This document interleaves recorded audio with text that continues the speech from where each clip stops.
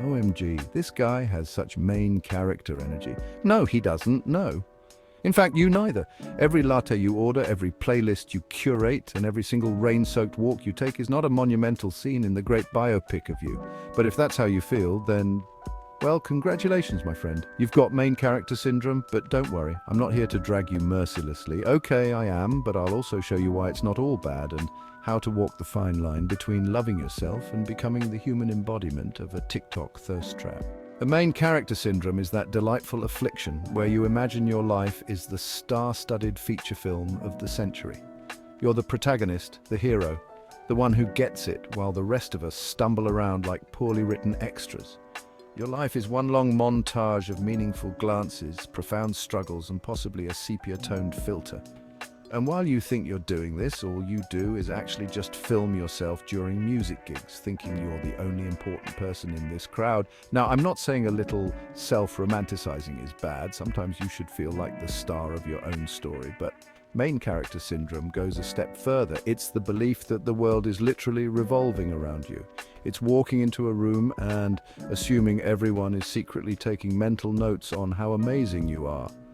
Spoiler alert, they're not. Most of them are just trying to remember if they left the oven on. And social media, oh, it's main character syndrome's playground. Instagram practically begs you to document your life like it's an indie film.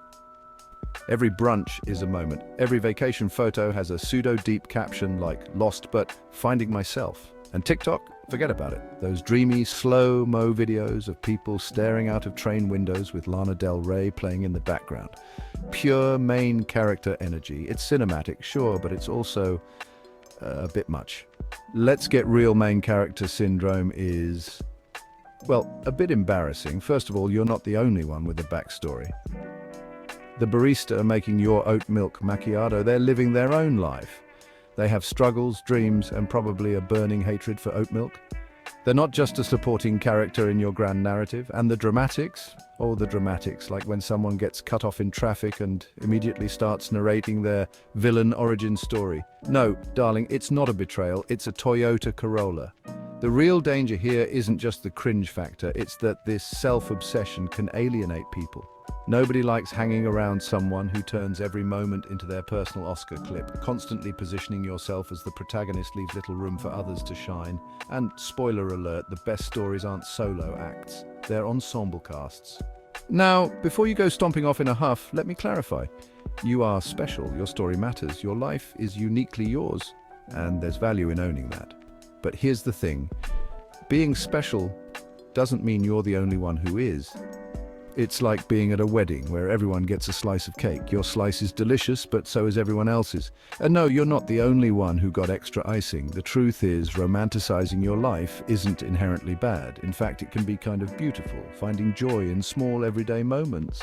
That's a skill worth cultivating. Just make sure it's not coming at the expense of seeing the world around you, because newsflash, you're not living in a vacuum. Other people exist. Shocking, I know.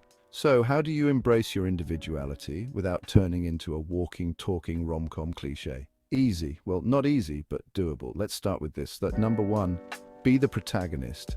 Sometimes. It's okay to see yourself as the main character now and then. Celebrating a big win, overcoming a challenge. Go ahead, cue the dramatic music. Just remember to step back and let others have their moments too. It's not a 24/7 gig.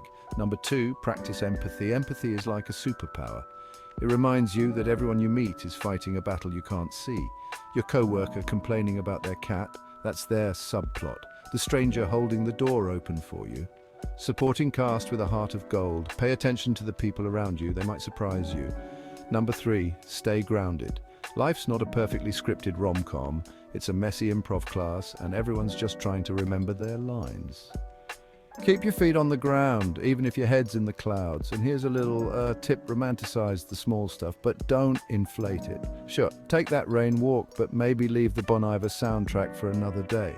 Sometimes a puddle is just a puddle. It doesn't need to be your metaphor for life's struggles. Now, before I say that last thing, and perhaps the most important one, if this video has stopped you from narrating your morning commute like it's a gritty Netflix series, you're welcome.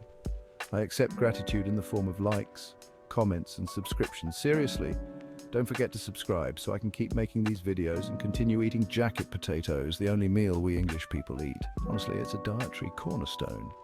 Here's the kicker about main character syndrome. Whether you're leaning into it ironically or fully living in the delusion that you are the second coming of James Bond, there's usually something deeper at play. And spoiler, it's not your dazzling charisma or Hollywood-worthy cheekbones. It's self-doubt. Let's be real for a second.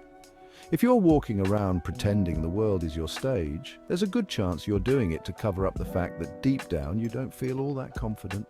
It's like you've built this shiny, dramatic persona to distract from the little voice inside you whispering, "What if I'm not enough?" And hey, we've all been there.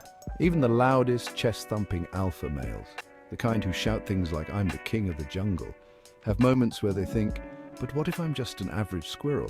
Because here's the truth. We're all dealing with self-doubt. All the time. Every single one of us. That polished influencer you follow on Instagram, they've probably spent hours agonizing over whether their outfit really says effortless chic or just I raided a charity shop. That boss at work who seems to have it all together. They've likely stared at a spreadsheet at 3 a.m. wondering if they're a complete fraud. Self-doubt is universal. It's the annoying, uninvited guest at everyone's party. But the key isn't to pretend it doesn't exist. It's to acknowledge it, let it grab a canapé, and then politely show it the door. Because the moment you accept your vulnerabilities is the moment you stop letting them control you. And let's not confuse vulnerability with weakness. Far from it. Admitting you're scared, uncertain, or not always the hero of the story, that takes strength. It's in those moments of honesty with yourself and others that you actually grow. You realize you don't need to be the main character to be worthy, you just need to be you. And frankly, that's a much more compelling character arc than pretending to be perfect. So here's the bottom line. Yes, you're unique. Yes, your story matters, but no, the world isn't a set built just for you. Share the screen, let others have their moment. Remember, the best stories are the ones we live together. And for the love of everything holy, if you find yourself staring out of a train window, please make sure it's because you're enjoying the view, not because you think you're in soulful and slightly sleep-deprived the movie. Cheers.